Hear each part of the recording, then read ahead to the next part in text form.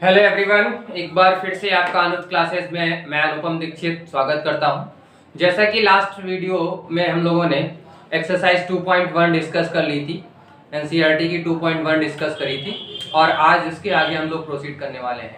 Last class जब हम and किया था तो आज का टॉपिक भी मैंने बताया था कि क्या हम लोग कल की क्लास में डिस्कस करेंगे। तो जैसा कि मैंने लास्ट क्लास में आपसे बोला कि आज हम लोग relation between the zeros and the coefficient of variable discuss करने वाले हैं।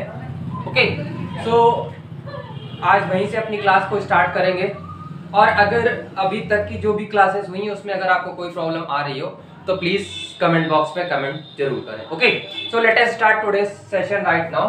What is today's topic? Topic is that relation between zeros of polynomial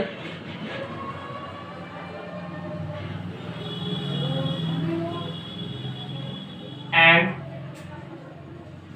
coefficient of variable। Okay, तो एक्चुअली लास्ट क्लास में मैंने ये भी बताया था कि आपको जो क्लास 10th का आपका चैप्टर पॉलिनोमियल है वो आपका वन वेरिएबल में है। तो आज हम लोग जो बात करेंगे वो पहला रिलेशन हम लोग क्वाड्रेटिक के लिए प्रूव करेंगे कि what is the relation between the coefficient and zeros of polynomial. Okay, तो let alpha and beta are the two zeros of polynomial px is equals to ax square plus bx plus c। Okay, clear हो गई बात? Then जब हमारा alpha और beta क्या है, zeros है, यानी कि these are the values of x, यानी ये x इज इक्वल टू एक अल्फा है और दूसरी x is equal to beta है। तो अगर हम x को इधर लाएंगे तो x माइनस अल्फा हो जाएगा और ये x माइनस बीटा हो जाएगा। तो कहने का मतलब क्या है कि x माइनस अल्फा और x माइनस बीटा ये हमारे क्या हो जाएंगे, फैक्टर्स हो जाएंगे। फैक्टर्स यानी x माइनस अल्फा से अगर हम इसको डिवाइड करना चाहें तो ये कंप्लीटली डिवाइड हो जा रहा है। तो अगर हमारा अल्फा और बीटा हमारे जीरोस है इसके। Okay, so that x minus alpha and x minus beta will be two factor of given polynomial। Okay, जब पॉलिनोमियल है तो इनका प्रोडक्ट किसके इक्वल आना चाहिए, इसके इक्वल आना चाहिए। therefore ax square plus bx plus c is equal to k, constant हम लोग ले लेते हैं, x minus alpha x minus beta where k is a constant। okay, then please simplify it, it becomes x square minus alpha plus beta x plus alpha beta। okay, x square ax square plus bx plus c, k से multiply करेंगे तो kx square minus k alpha plus beta x plus k alpha beta. तो ये आपकी हो गई a square plus b x plus c. Comparing the coefficient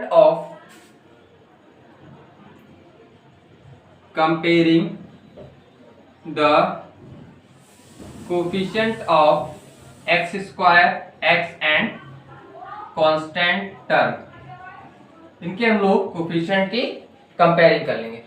ठीक है, अभी इधर क्या है, एक्स स्क्वायर का कोफिशिएंट हमारा k है और इधर क्या है, a है। तो यानी यहां से हमें k की वैल्यू क्या मिल जाएगी, a मिल जाएगी। Then this is minus k alpha plus beta and this is b। तो यहां से हमें क्या मिलेगा, k की वैल्यू हम लोग निकाल चुके हैं a, तो यहां से हम इसको रख देंगे तो माइनस का a alpha plus beta is equal to b आया। तो यहां से अगर हम अल्फा प्लस बीटा की वैल्यू निकालना चाहेंगे तो क्या आ जाएगा, माइनस अल्फा प्लस बीटा। एक हमारा ये रिजल्ट निकल के आया। अब इसके बाद कांस्टेंट, अब इधर कांस्टेंट क्या है, के अल्फा बीटा है और इधर का कांस्टेंट क्या है, सी है। जरा k की वैल्यू जो आई वो रख दो, a into alpha beta is equal to c, तो alpha beta is equal to c upon a आ गया।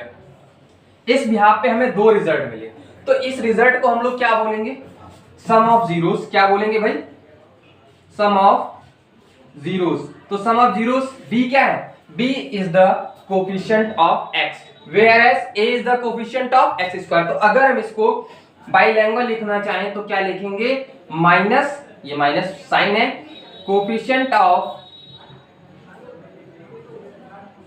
x upon coefficient of x square बन गया ये। इसको अगर मैं लिखना चाहूं तो ये क्या है, प्रोडक्ट है, तो product of zeros is equal to क्या होगा, c क्या है हमारा कांस्टेंट टर्म है, constant term upon coefficient of x square. a क्या है, कोफिशिएंट ऑफ x स्क्वायर।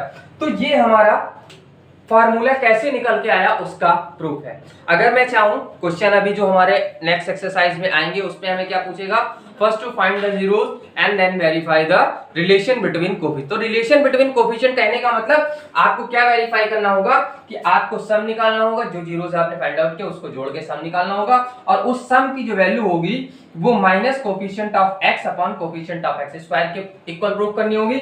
फिर प्रोडक्ट करोगे, और प्रोडक्ट किसके इक्वल आना चाहिए, constant into coefficient of constant upon coefficient of x square के। तो ये कैसे आया फार्मूला उसको हम लोगों ने डिफाइन कर दिया।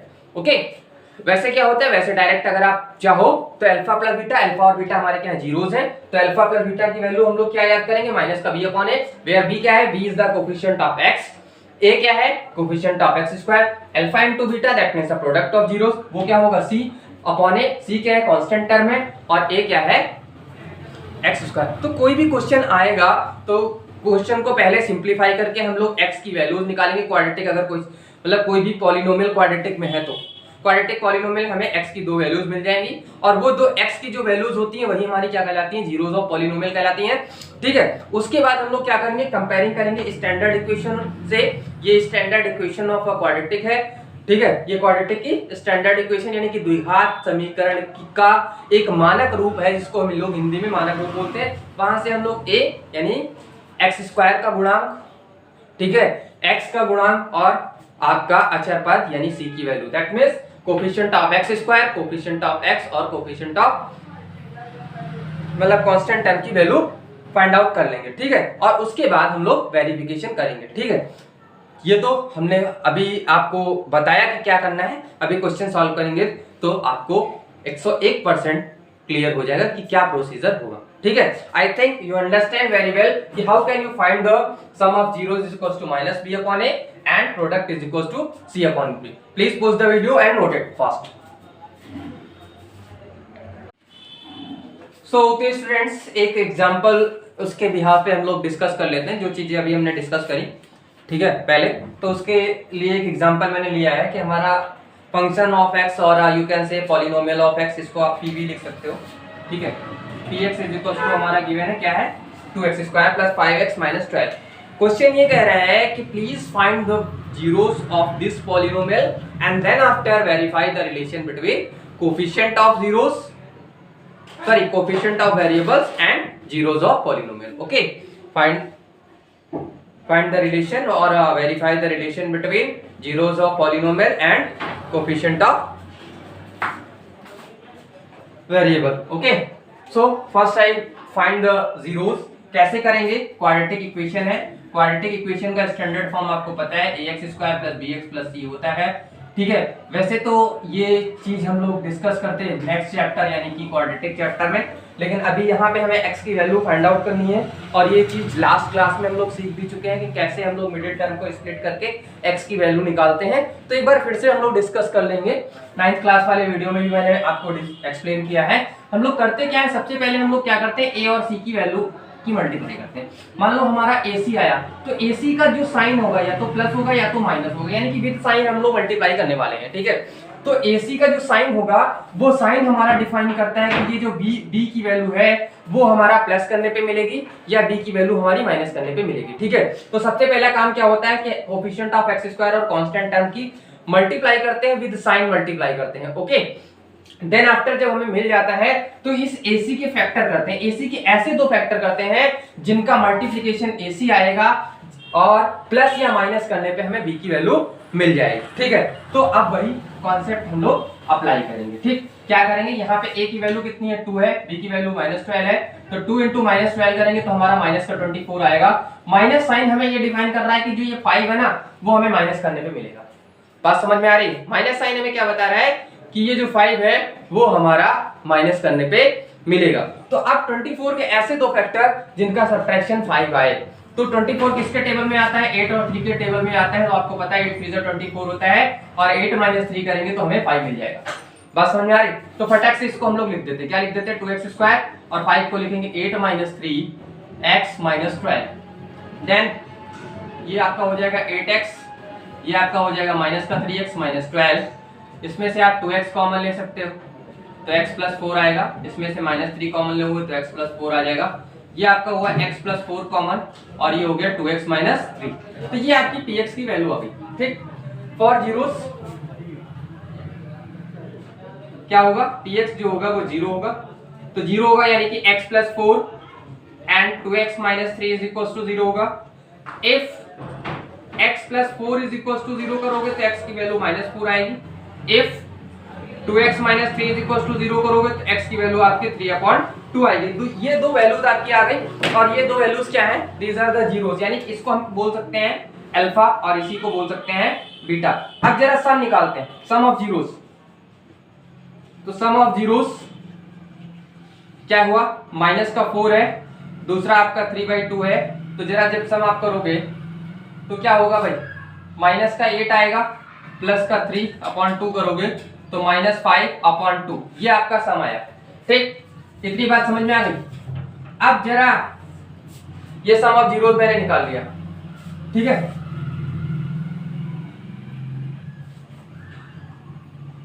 अब जरा निकालो coefficient of x upon coefficient of x²। यही तो होता है, अल्फा प्लस बीटा की वैल्यू किसके इक्वल होती है, minus coefficient of x upon coefficient of x² के। और इसको आप ये भी लिख सकते हो कि माइनस का b/a।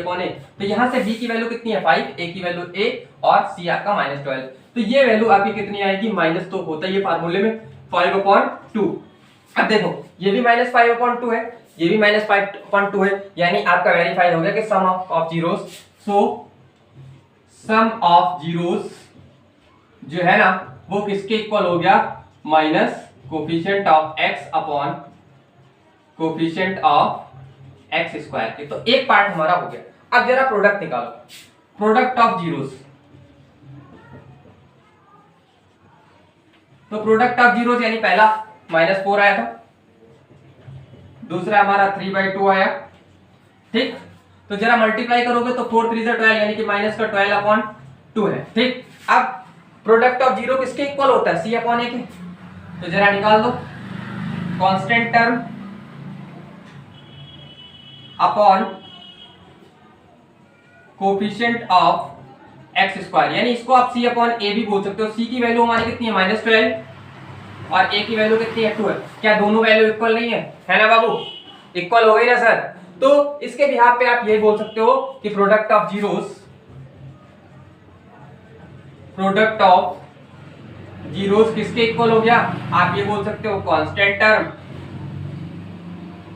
Upon coefficient of x², या इसी को आप c/a भी लिख सकते हो। यहाँ पे माइनस का b/a भी आप लिख सकते हो। यानी दोनों चीजें हमने क्या की, अलग अलग निकाल ली और दोनों की वैल्यू सेम आ गई, तो हमने क्या कर दिया कि दोनों आपस में इक्वल होंगे। ये हो गया वेरिफिकेशन। यानी कि इस तरीके से आपको क्या करना है, अगर कोई भी क्वाड्रेटिक इक्वेशन है, क्वाड्रेटिक हो, क्यूबिक हो, लीनियर हो, तो सबसे पहले आपको क्या करना है, सबसे पहले आपको x की वैल्यू, यानी कि first you find the zeros, value of x that means zeros, यानी उसके जीरोस फाइंड आउट करने हैं और उसके जीरोस के बिहाफ पे आपको relation between zeros and coefficient of variables आप इस तरीके से निकाल दोगे। This is for quadratic, this is for quadratic, यानी ये मेथड किसके लिए, द्विघात समीकरण के लिए। Okay, so if you want to note it, please pause the video and note, then after I explain another thing.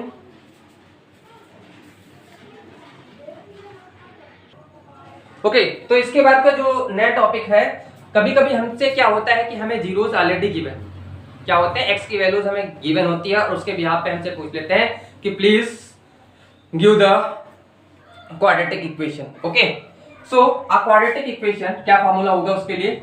A quadratic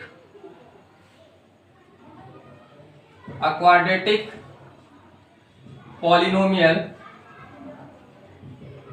whose zeros are alpha and beta is given by, कैसे, किस फॉर्मूले से हम लोग उसको निकालेंगे?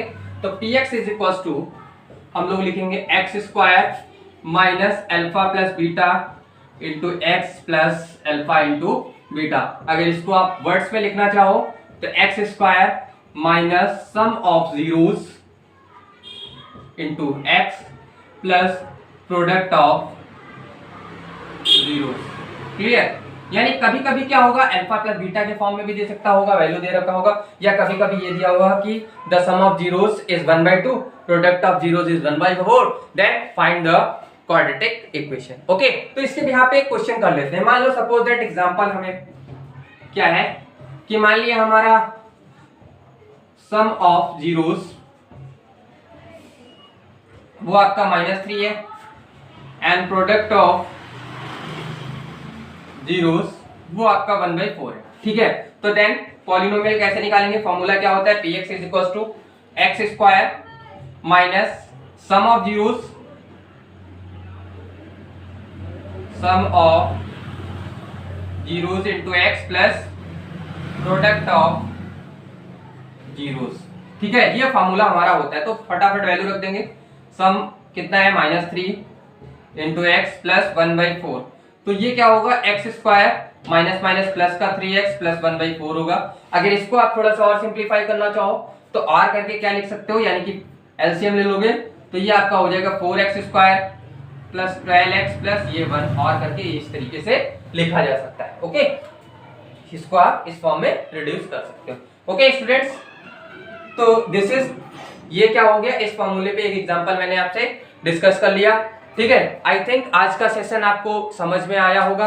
अगर कोई भी प्रॉब्लम है तो एक बार फिर से आपसे रिक्वेस्ट फुल्ली बोल रहा हूं कि कहीं भी कोई भी प्रॉब्लम आए, आज के वीडियो में, आज से पहले के जितने भी सारे वीडियोस मैंने आपको अपलोड किए हैं अपनी आईडी पे, ठीक है, कहीं भी कोई भी प्रॉब्लम हो आप बेझिझक आप कमेंट करो और उस कमेंट का आपको आंसर जरूर मिलेगा। This is my commitment to you. लेकिन होगा तभी जब आप देखोगे वीडियो को अच्छी तरीके से, बिना क्विट किए हुए आराम से आप देखो, एक एक पॉइंट को समझो। कहीं भी कोई प्रॉब्लम आ रही है फटाफट कमेंट करो और नेक्स्ट वीडियो में उसका सोल्यूशन आपको जरूर मिल जाएगा। ठीक है, दूसरी बात यह है कि इस पैंडेमिक में आप घर पे रह के जितना अच्छे से पढ़ाई कर सकते हो, ये आपके लिए बहुत अच्छा टाइम है।